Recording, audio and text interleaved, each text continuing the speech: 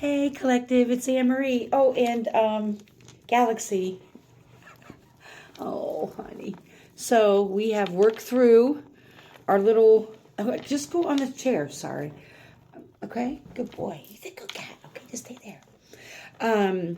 My last the video I posted today, I just had to get some shit out. It's been heavy energy, but I meditated and grounded and talked to spirit about it, and people have their food stamps by the end of November, so everything will be, it's going to be scary for a while. It's going to be a little challenging for a while. It is to test our communities and to see, people who suit up and show up, people who talk a good talk and see if you're going to walk the walk. But people will have their food stamps by Thanksgiving. So we're just going to leave it at that. That's just the message I got. But what do I know?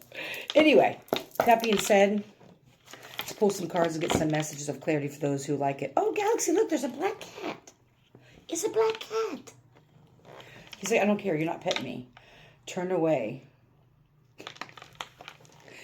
You're investing energy into soil that won't bloom. It's time to walk away and focus on things that resonate with your inner calling, so your efforts will bear fruit. So, what is it that we need to surrender to? What do we need to surrender to? Take it back. All right, ancestors, spirit guides, divine being, source of light energy. What do we need to surrender to? Show us, please. Pre-shuffle. It's a pre-shuffle card. We're going to do those. We'll keep those to the side in case we need those. Happy hump day. So this is encouraging you to surrender to your outdated beliefs about yourself. And I think I talked about this last week about there's some outdated beliefs that you have about yourself. The projections of others, if you will. The skin that you've been wearing that are projections in people's... Their judgments have their own unhealed lens that they've placed upon you that you're wearing now as your skin. So letting go of limiting ideas about yourself that originate from the past. You can own your power and soar in your life. Then you can own your power and soar into your life.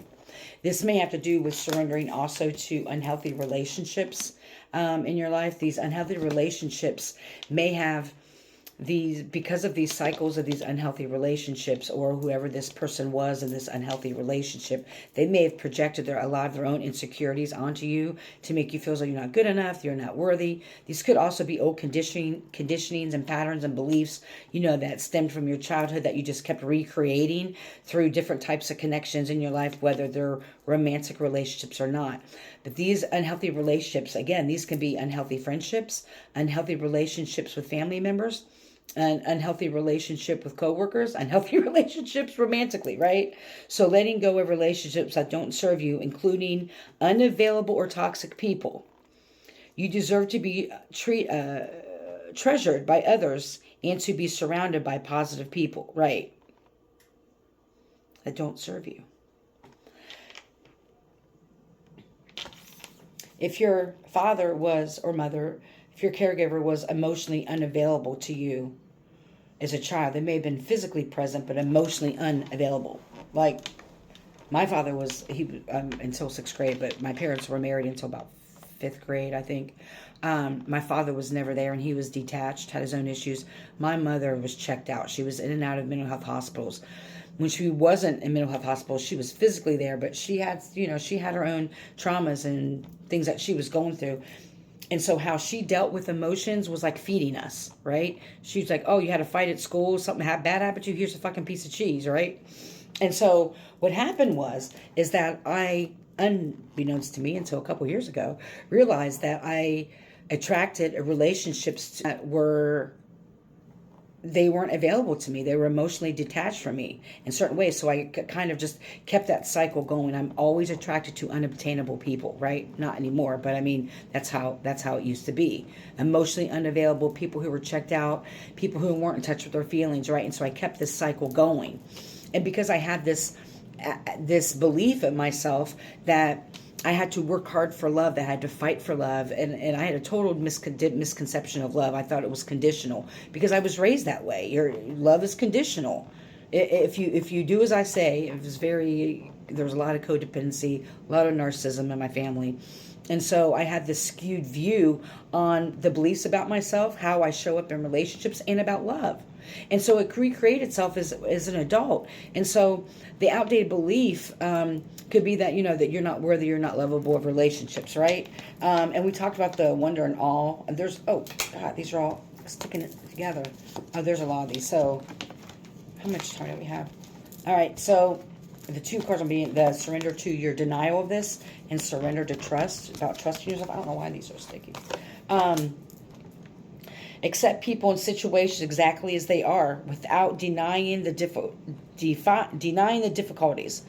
Then you can see things clearly and make the best decisions, right? And you may be denying stuff about these, and you may not even realize that some of the connections that you're in are really unhealthy.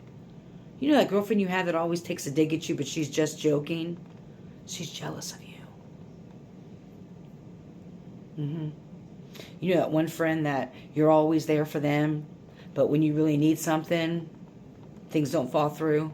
They've always been for them, and then something happens to you, and you need them for something, and they don't help you or whatever, or they make up an excuse, or something always happens. You may have experienced that throughout your life of not being able to rely on people, so you get into connections with people, not purposely, you don't even know you're doing it most of the time. That just kind of keeps that wound open because you have this false belief about yourself, an outdated belief, right? And this is about trusting yourself, surrendering to trust, trusting in the universe, trusting in your ancestors, trusting in your spirit team, or whatever it is that you believe in. More importantly, trusting in yourself. This is why, in my belief, it's important to kind of go into hermit mode when we're healing, especially certain areas. I'm not going to say go rogue like I did. I went rogue. No one saw me or heard from me. It was very rare. You guys saw me more than anybody else. But healing those wounds and really dissecting, what were these false beliefs that were placed upon you? What are the false beliefs that you still have about yourself? Maybe it's not from your childhood. Take what resonates. These are collective messages. But what are some of the outdated beliefs that you have about yourself?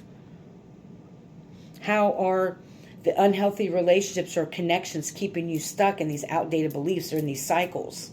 And what are you in denial about when it comes to these connections? Well, they're my aunt and they're 98 years old. So blah, blah, blah. You're in denial about how toxic it is, especially if you get sick after you see some people or you're around certain people. You notice that? You get bubble guts or you get acid reflux around people, things like that. So anyway, take what resonates. You are amazing. You are lovable. I always say this, and it's true. Even if we don't know each other personally, you are worth so much, and you are worth the fight. Don't forget that. I hope that you are healthy and happy and full of joy. I truly do. May you love and be loved. Heal. Don't harm. Have a great rest of the day.